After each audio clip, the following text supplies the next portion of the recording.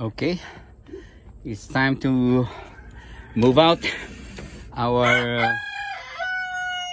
barred rock breeder. Yan. Kasi as much as possible hindi ko sila pinagtatagal sa kulungan para they still get the vitamin D na kailangan nila sa labas, at saka makakain sila ng damo, which is also source of vitamin K. Yan. So itong broodcock na to, ilalabas ko siya. Yung dalawang ano na yan, dalawang hen na colored, ilalabas din. This one, ililipat ko yung nasa kabila na yan. Isasama ko siya dito. Okay, let's go.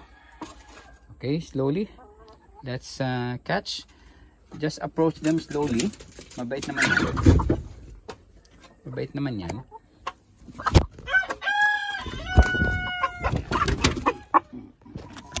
Oh, sorry. Sorry. Yan. Oh, busog na busog. Okay. So, lalabas siya. Magiging masaya siya dyan sa pupuntahan niya. Lalabas. Yan.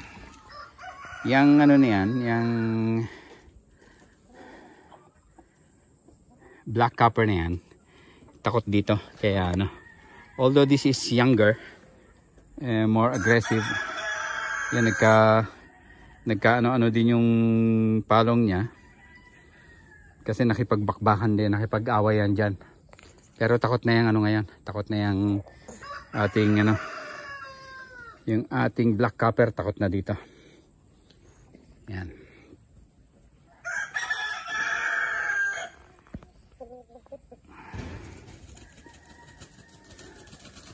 Ay, ito na naman lumabas ng ating RIR. Doon nangingitlog sa loob ng bahay. Okay, ito yung tali niya.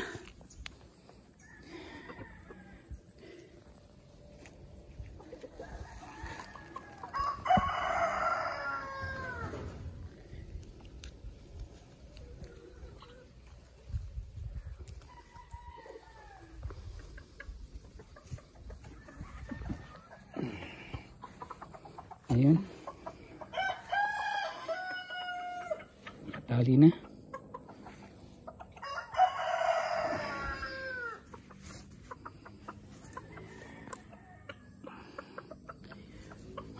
Mabigat na siya. Pero hindi siya ano, hindi siya ganun ka, hindi siya malaman.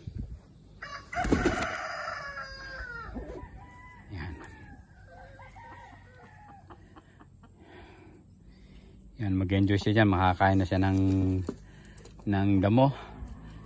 Lalapitan din siya dyan ng mga hens para makapangasawa din siya dyan. Okay, iwanan muna natin yan. Punta natin yung mga pullets, hens.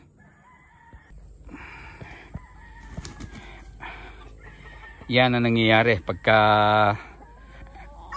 nire-introduce sila sa range. Medyo lalabanan ulit sila ng ano, pero mamaya tatakbo na rin yan. Takbo ka na, tumakbo ka na, sasaktan lang katawan mo dyan.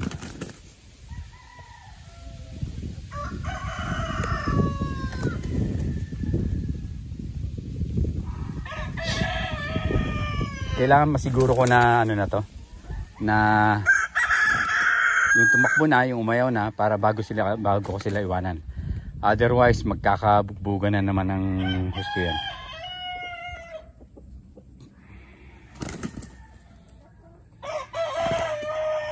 Oh, takbo na.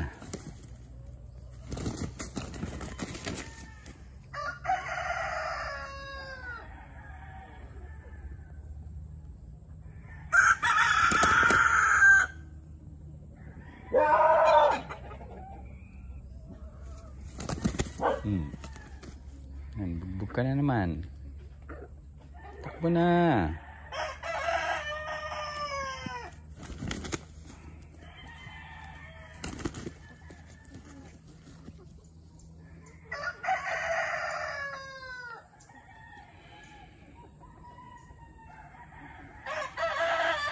Ala, natay na sa hirap.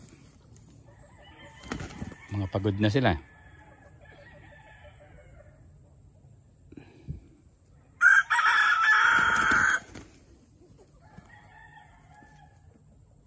Ayaw talaga mag-ayawan ah.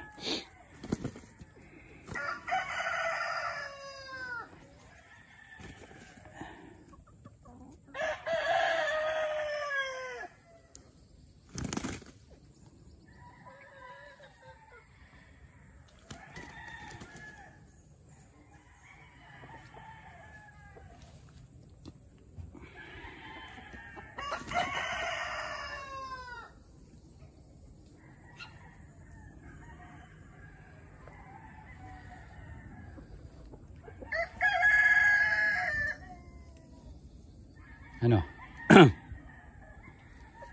Ayawan na?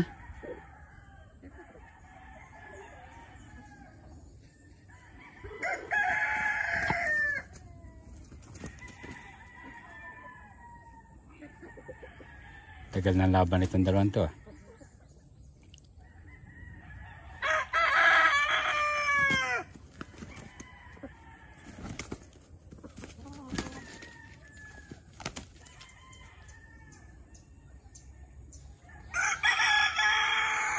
Mayo ka na.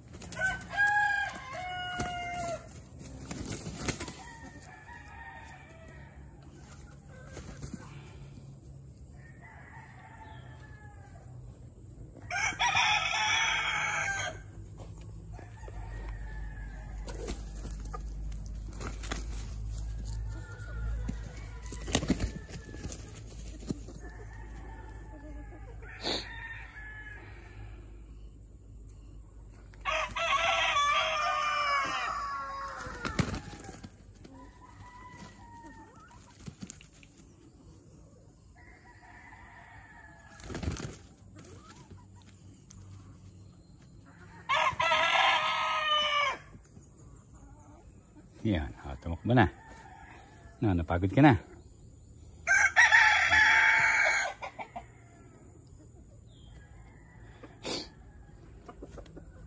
Yan. Pagka ganyan nag-away, iwasan na makainom kaagad.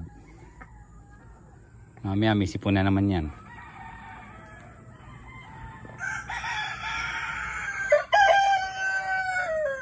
Teka, tatapon muna natin yung ano nila dito.